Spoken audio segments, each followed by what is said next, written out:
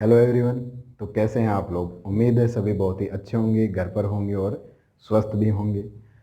मैं विकास स्वागत करता हूं आप सभी का हमारे यूट्यूब चैनल पर। आज हम बात करेंगे एक अंग्रेजी के बहुत ही महत्वपूर्ण टॉपिक की, जिसका नाम है वर्ब, जिसे हम कहते हैं क्रिया भी। तो चलिए शुरू करने से पहले जो बहुत ही बेसिक चीज़ होती है, जो हमें हर जगह ध्यान रखनी चाहिए, पहले उसके बारे में बात करते हैं। तो सबसे पहले जो हम डिवाइड करते हैं वर्ब को कि कितने फॉर्म होते हैं, हमने हमेशा से पढ़ते आए हैं, फर्स्ट फॉर्म, सेकंड फॉर्म। सबसे पहले एक बार इनकी बात हम कर लेते हैं। तो देखिए, हम जो डिवाइड करते हैं, जो हमें पता है, सबसे पहले हम लेंगे V0, जिसे हम कहेंगे क्या? Base form. सेकंड हमारा आता है V1, ये होती है प्रेजेंट फॉर्म।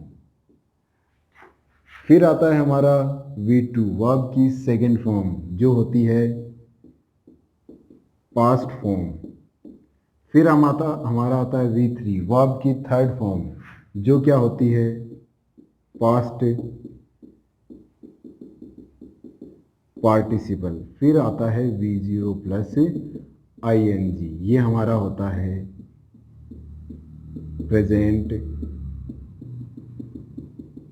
पार्टिसिपल। तो देखिए, हमने इसको 5 कैटेगरी में और आगे फॉर्म्स को डिवाइड किया है। ये हमारी है बेस फॉर्म, ये फर्स्ट, ये सेकंड, ये थर्ड और ये ING। बेस फॉर्म क्या होती है? बेस फॉर्म वो फॉर्म ऑफ वर्ब होती है जिसके साथ हम ING का प्रयोग कर सकते हैं। तो इतनी बात आप जरूर ध्यान रखिएगा। और इनको कौन कौन सी? V1 हमारी प्रेजेंट फॉर्म होती है, V2 पास्ट फॉर्म होती है, V3 पास्ट पार्टिसिपल होता है और V0 प्लस ING अपना प्रेजेंट पार्टिसिपल होता है। इसके अलावा एक बहुत ही इंपॉर्टेंट वर्ब है हमारी क्रिया, जिसको हम कहते हैं क्रिया बी। इसके बारे में आपको ध्यान रखना बहुत जरूरी है। बी का जहां भी जिक्र हो, वहां केवल ये एक वर्ड BE से मतलब नहीं होता है। बी के 8 रूप होते हैं, इन सब का हमें ध्यान रखना चाहिए।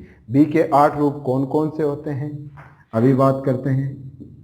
इज, एम, आर ये प्रेजेंट के, वॉज, वर ये पास्ट के, एक बी ये बेस फॉर्म हो गई, बीन ये पास्ट पार्टिसिपल हो गया और बीइंग ये हो गई इसकी ING फॉर्म। तो देखिए दोस्तों, 3, 4, 5, 6, 7 और 8, ये जो 8 फॉर्म है, ये बी, क्रिया बी की जहां भी बात हो, वहां आप हमेशा ये समझेंगे कि इन 8 की बात हो रही है। और अब देखिए, अगर हम इनको इस कैटेगरी में डिवाइड करना चाहें, तो देखिए इसकी बेस फॉर्म तो ये है बी। बेस फॉर्म क्या होगी? बेस फॉर्म होगी बी। प्रेजेंट फॉर्म, हमारे पास प्रेजेंट फॉर्म हमें पता ही है, इज, एम और आर, ये हो गई इसकी present form. Past form, past form हमारे पास यहां है, वॉज और were. Past participle been third form, और जो लास्ट में बचा हमारे पास ING फॉर्म, वो हो गया देखो बीइंग। अब देखो दोस्तों, अभी अभी हमने बात की थी कि बेस फॉर्म क्या होती है। बेस फॉर्म वो होती है जिसके साथ ING का प्रयोग किया जा सके। देखिए, यहाँ जो फर्स्ट फॉर्म है, इसके साथ हम ING का प्रयोग नहीं कर सकते।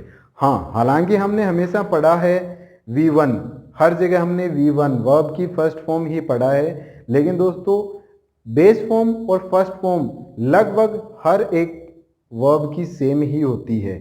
कुछ जगह डिफरेंस होता है, जैसे आप यहीं देख सकते हैं, बी में फ़र्क है।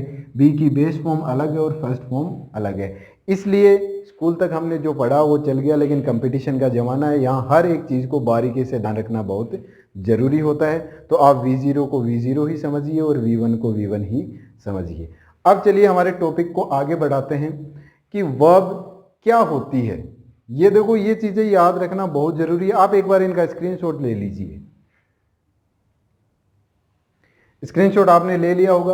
अब देखिए, बात करें कि वर्ब होती क्या है, क्रिया क्या होती है।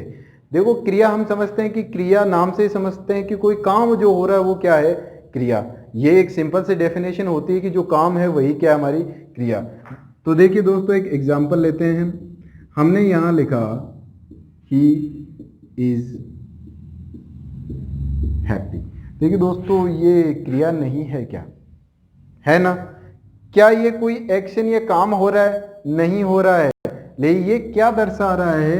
ये एक हैप्पी जो शब्द है यहाँ, वो दर्शा रहा है स्टेट, यानी कोई दशा दर्शा रहा है। अब यही एक और एग्जांपल लें, ही इज प्लेइंग।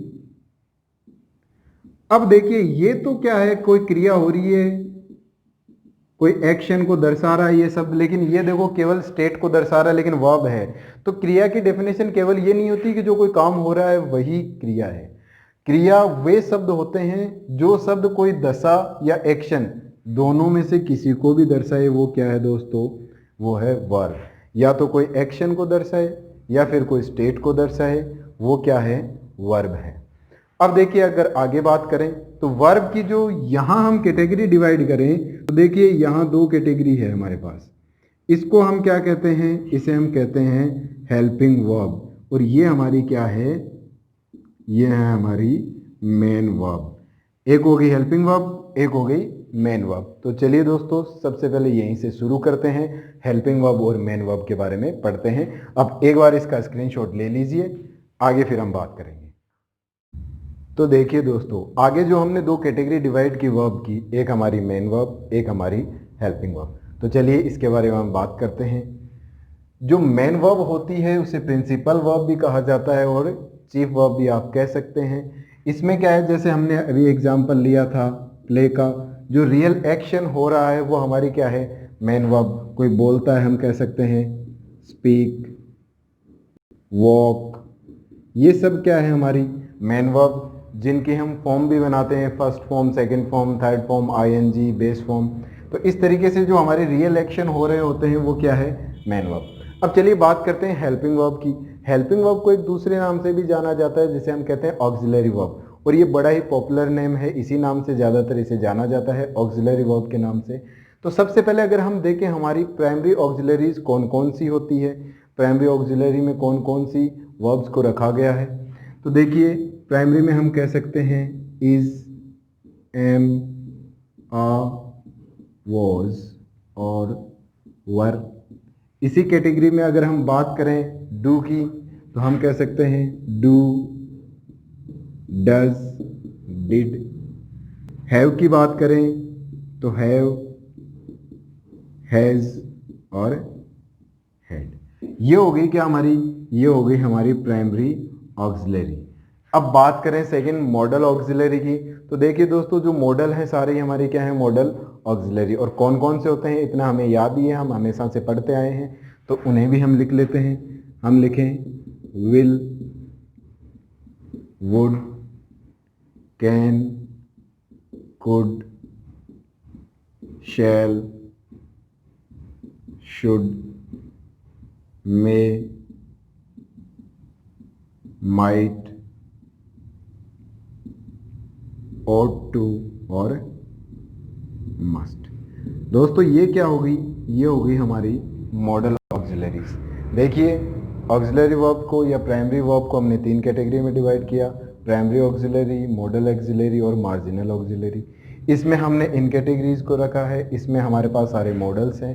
अब जो मार्जिनल बचा उसमें क्या आता है? उसमें आता है हम कह सकते हैं डेयर, नीड, यूज्ड टू।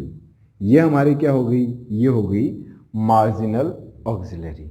अब देखिए इन सबको याद रखना ही है आपको, कौन सी कैटेगरी है, कौन कौन से आती हैं, ये बहुत ही बेसिक चीज़ है जो आपको आनी चाहिए। अब देखिए एक और इम्पोर्टेंट बात क्या है इसमें, देखिए अगर हम काउंट करें तो ये टोटल कितने होंगे? 1 2 3 4 5 6 7 8 9 10 11 12 13 14 15 16 17 18 19 20 21 22 23 और 24। जो हमारी ऑक्सिलरी वर्ब से टोटल कितनी आई हमारे पास? 24। अब दोस्तों इन्हें क्या कहा जाता है? 24 फ्रेंड्स ऑफ नोट। ये नोट के 24 दोस्त हैं, 24 फ्रेंड्स ऑफ नोट। यानी आप फ्रेंड्स कैसे, इसको समझने के लिए आप यूं समझ लीजिए कि नोट का प्रयोग इन सब के साथ ही होता है। ये क्या है?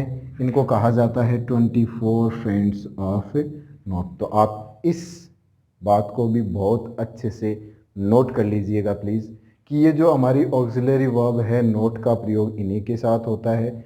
अब एग्जाम्पल्स और बाकी जब हम टेंस की बात करेंगे तो उस वक्त हम आपको और भी अच्छे से समझाएंगे कि किस तरीके से हम इसका प्रयोग और करते हैं। अभी आप इसका स्क्रीनशॉट ले लीजिए, बहुत ही इंपॉर्टेंट है आपके लिए। दोस्तों, वर्ब्स को हम फर्दर अदर बेसिस पे भी डिवाइड कर सकते हैं। जैसे पहले हम बात करें ऑब्जेक्ट की, तो क्या हम इसे ऑब्जेक्ट के बेसिस पे डिवाइड कर सकते हैं? बिल्कुल, हम इसे ऑब्जेक्ट के बेसिस पे डिवाइड कर सकते हैं। एक वो वर्ब जिनके साथ ऑब्जेक्ट होता है, एक वो जिनके साथ ऑब्जेक्ट नहीं होता है। जिनके साथ ऑब्जेक्ट होता है, हिंदी में अगर बात करें तो उसे कहते हैं सकर्मक क्रिया। सकर्मक, जिसके साथ कर्म है। दूसरी जिसके साथ ऑब्जेक्ट नहीं होता है उसे कहते हैं अकर्मक क्रिया, यानी जिसके साथ ऑब्जेक्ट नहीं है। तो चलिए पहले इनकी बात करें। वर्ब अगर हम बात करें ऑब्जेक्ट के बेसिस पे, तो इसे दो कैटेगरी में डिवाइड कर सकते हैं। कौन कौन सी कैटेगरी होगी? एक होगी हमारी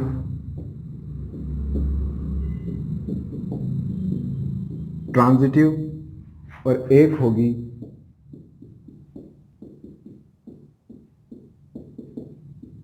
इनट्रांजिटिव।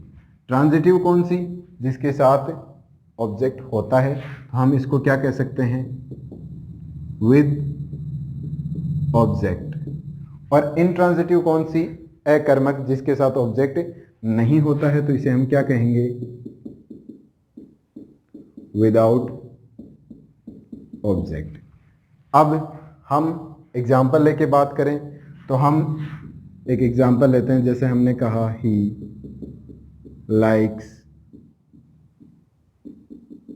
इंग्लिश, उसे अंग्रेजी पसंद है। He likes English. अब देखिए यहाँ वर्ब है और इसके साथ ऑब्जेक्ट भी है, दोनों है, तो ये वर्ब कैसी हो गई? ट्रांजिटिव। लेकिन हमने कहा ही स्माइल्स। अब देखिए दोस्तों, यहाँ ऑब्जेक्ट नहीं है, तो ये वर्ब कैसी होगी? ये वर्ब हो गई इनट्रांजिटिव। इतना तो हमें बेसिकली कभी नॉलेज होता भी है, जिसको नहीं था उसे अब हो गया होगा। अब अगर आगे बात करें तो जो ये इनट्रांजिटिव होता है इसे भी फर्दर डिवाइड किया जा सकता है दो कैटेगरीज में। अब देखिए दोस्तों, दो कैटेगरीज कौन कौन सी होती है? एक होती है कंप्लीट प्रेडिकेशन और दूसरी कैटेगरी होती है इनकम्प्लीट प्रेडिकेशन। अब कंप्लीट प्रेडिकेशन और इनकम्प्लीट प्रेडिकेशन में क्या फ़र्क होता है? पहले एक एग्जांपल लेते हैं, उसे समझेंगे, शायद आपको समझ में आ जाएगा। जैसे हमने लिखा ही लाफ्स, एक और लिखते हैं बर्ड्स फ्लाई। क्या आपको इसमें से कुछ भी अधूरा लग रहा है? क्या आपको कुछ समझ में नहीं आ रहा है? ऐसा कुछ नहीं है, आपको ये पूरा समझ में भी आ रहा है, अधूरा भी नहीं लग रहा है, दोनों ही सेंटेंस आप समझ पा रहे हैं। अब देखिए एक और एग्जांपल लेते हैं इसका। हमने लिखा ही अपीयर्स, दूसरा लिखते हैं दी टीचर्स आर। अब बताइए दोस्तों, क्या ये अधूरे नहीं हैं? क्या आपको इनमें कंप्लीट सेंस समझ में आ रहा है? बिल्कुल नहीं। तो जो ये अधूरे रहते हैं, जिनका सेंस नहीं समझ में आता है, बिना ऑब्जेक्ट के हम नहीं बता पाते हैं कि क्या बात हो रही है, तो वो क्या होते हैं? इनकम्प्लीट प्रेडिकेशन। और जहाँ हमें पता होता है, कोई दिक्कत नहीं होती है, समझ में आ रहा है सेंटेंस का भावार्थ क्या कहना चाह रहा है, वो होते हैं कंप्लीट प्रेडिकेशन। अब देखो, जो इनकम्प्लीट प्रेडिकेशन होते हैं, इसमें आप एक नोट लगाकर बात लिख लीजिए कि जो इनकम्प्लीट प्रेडिकेशन होते हैं, इनकी जो वर्ब होती है वो कौन कौन सी हो सकती है? एक तो हो सकती है दोस्तों बी। अब बी के बारे में हमने बताया है कि बी के कितने रूप होते हैं? 8। तो यहाँ जहाँ भी बी आए वहाँ उन सभी की बात होगी। एक होता है सीम, एक होता है अपीयर, और दोस्तों एक होता है बिकम। आप इन वर्ब्स को ध्यान रखिए, जो भी इनकम्प्लीट प्रेडिकेशन होता है इनट्रांजिटिव वर्ब का, उसमें ये वाली वर्ब्स का ही प्रयोग होता है। तो आप इसे नोट कर लीजिए, आप चाहें तो इसका स्क्रीनशॉट ले लीजिए। अब देखिए दोस्तों, हमने ऑब्जेक्ट के आधार पर वर्ब को डिवाइड करके देख लिया। अब हम देखते हैं सब्जेक्ट के आधार पर, on the basis of subject.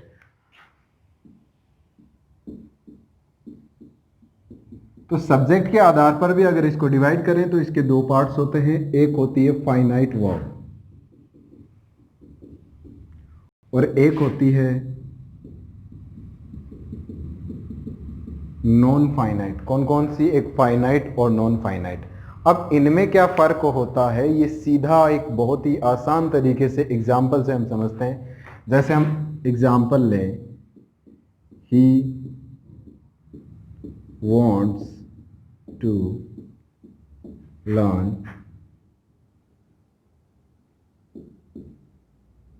New language, कि उसे एक नई भाषा सीखनी है।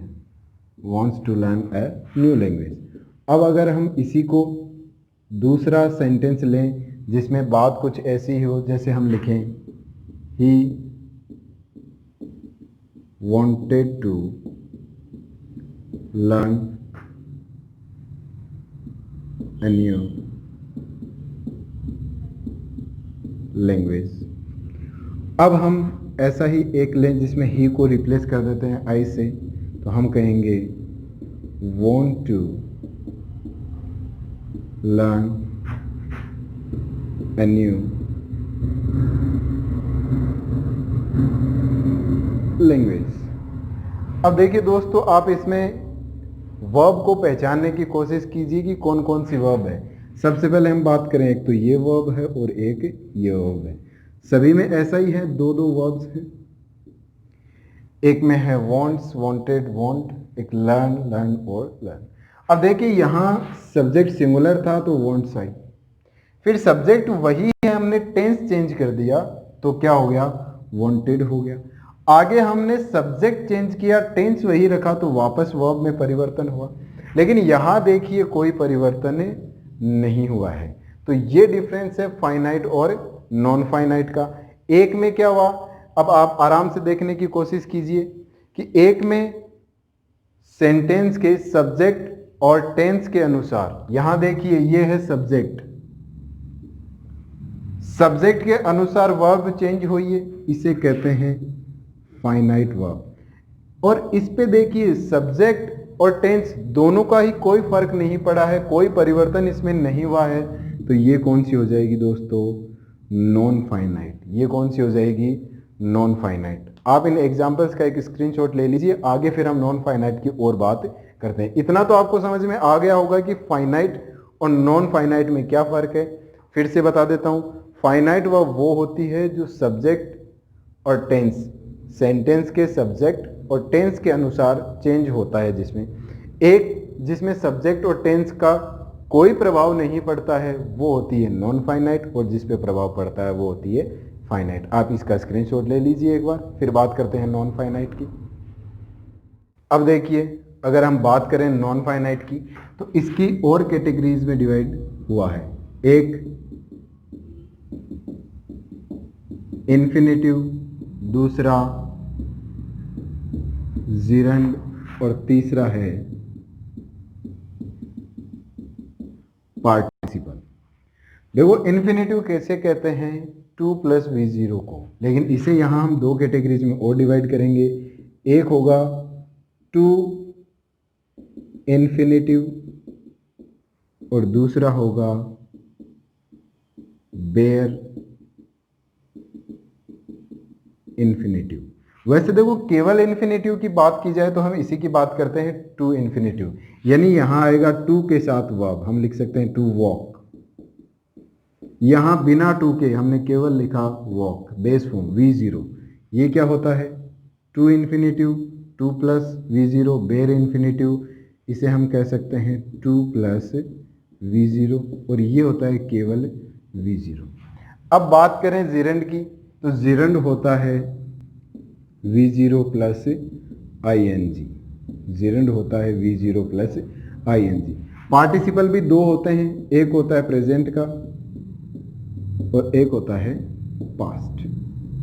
प्रेजेंट पार्टिसिपल क्या होता है, V0 प्लस ing ही होता है, और पास्ट पार्टिसिपल होता है V3। वर्ब की थर्ड फॉर्म को क्या कहा जाता है, पास्ट पार्टिसिपल। तो उम्मीद है इतनी बातें आपको बहुत अच्छे से समझ में आ रही होंगी। आप इसका भी एक स्क्रीनशॉट ले लीजिए। अब आगे और बातें करते हैं। फिर देखिए दोस्तों, अभी हमने जो नॉन फाइनाइट वर्ब्स देखी, इसमें बहुत ही दो सिमिलर चीज़ें देखी हमने। वो क्या थी, एक था हमारा जीरन और दूसरा था प्रेजेंट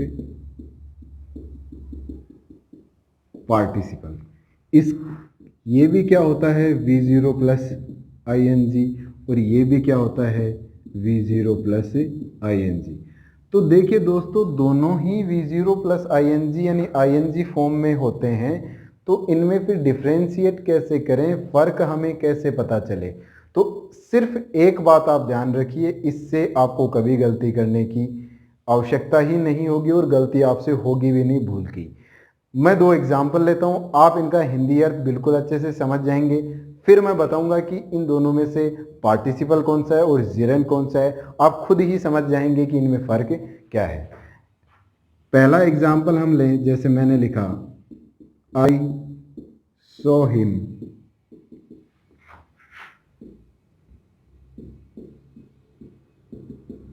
रीडिंग बुक्स, और दूसरा लिखा ही लव्स